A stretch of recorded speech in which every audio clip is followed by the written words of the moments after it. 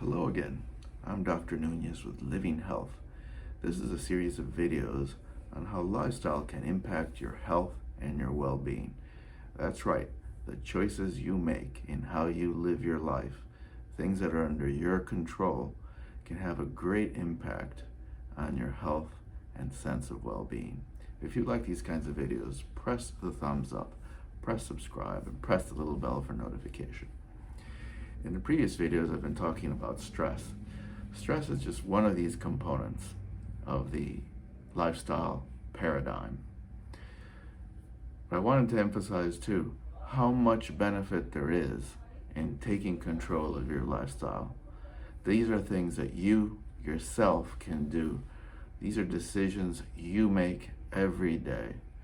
It's believed that something on the order of 80% of chronic illnesses, not just in the United States, but even worldwide, are impacted and can be mitigated through behavioral changes, what you choose to do in how you live your life. 80% doesn't mean you're going to live forever or you're not going to die or the like, but it means you have the opportunity, and it's within your control, of living as healthy a life as possible during the time allotted to you and enjoying it as much as possible. What things can you do? Well, if you're a smoker, you stop smoking. That's a huge benefit right there. Step one, right? What else can you do? Eat a high fiber, low fat diet. It seems that that is associated with a longer life expectancy. So how do you do that? That impacts chronic illness, that impacts life expectancy, that impacts the healthy years of your life. Well, the whole foods, plant predominant diet gets you there. Plants don't produce cholesterol. Plants tend to be high in fiber.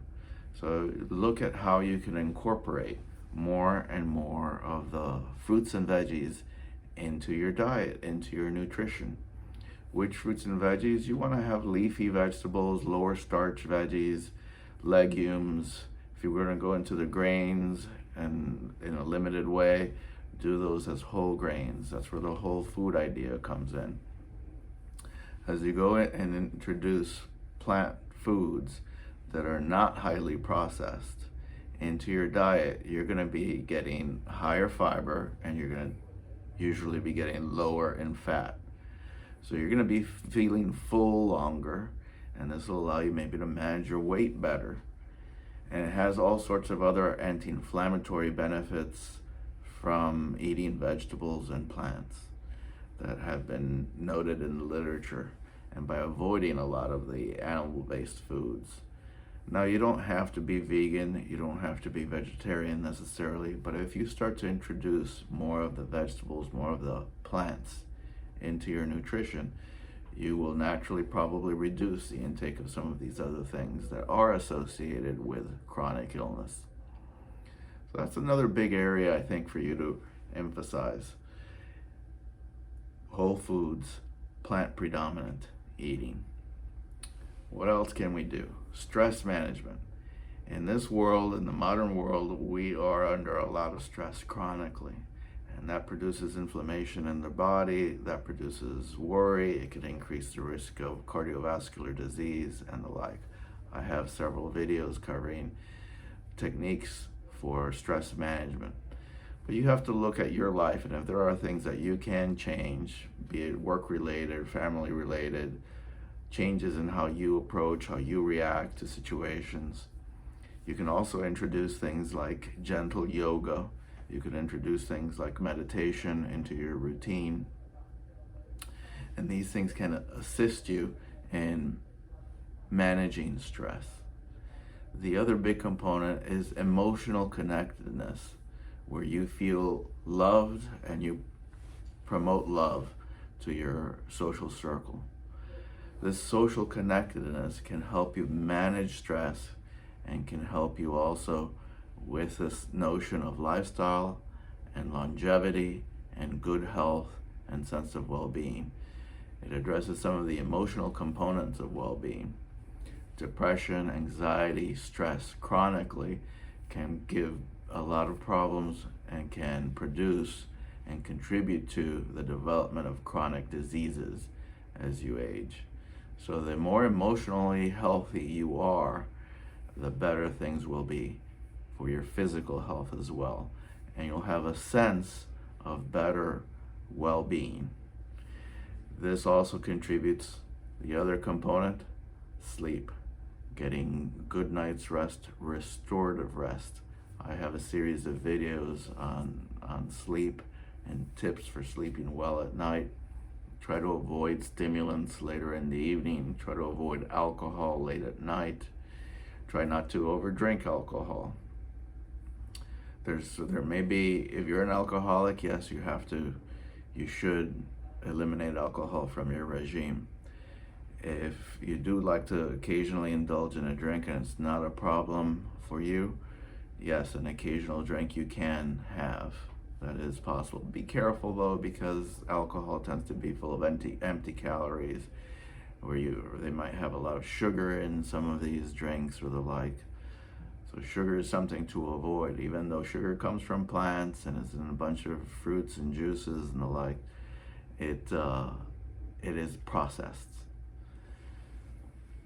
So we've covered several components here in lifestyle medicine, and I wanted to emphasize this.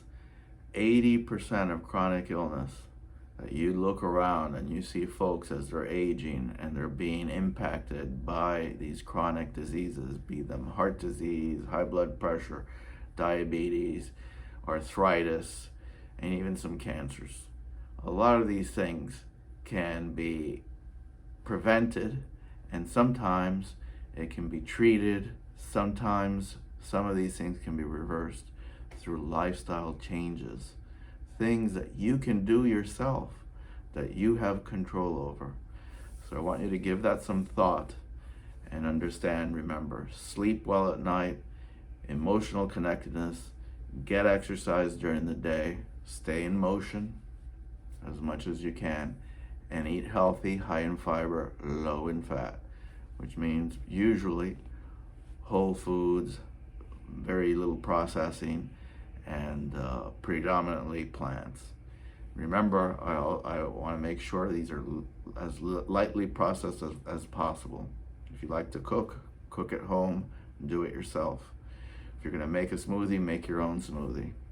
It's always better to eat the fruit than to squeeze it and concentrate the juice and drink the juice. What are you doing when you're doing that? You're processing a fruit and you're concentrating sugars that are in that juice.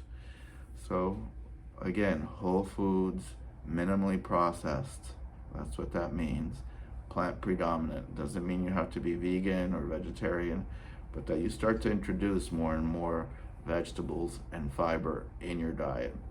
And you'll see, as you live your life, if you stay active, you exercise, you manage your weight through these regimes, you manage your stress, you manage your emotional well-being, you're getting enough rest, that life is more enjoyable, that you lead a healthier life, and you have a sense of well-being.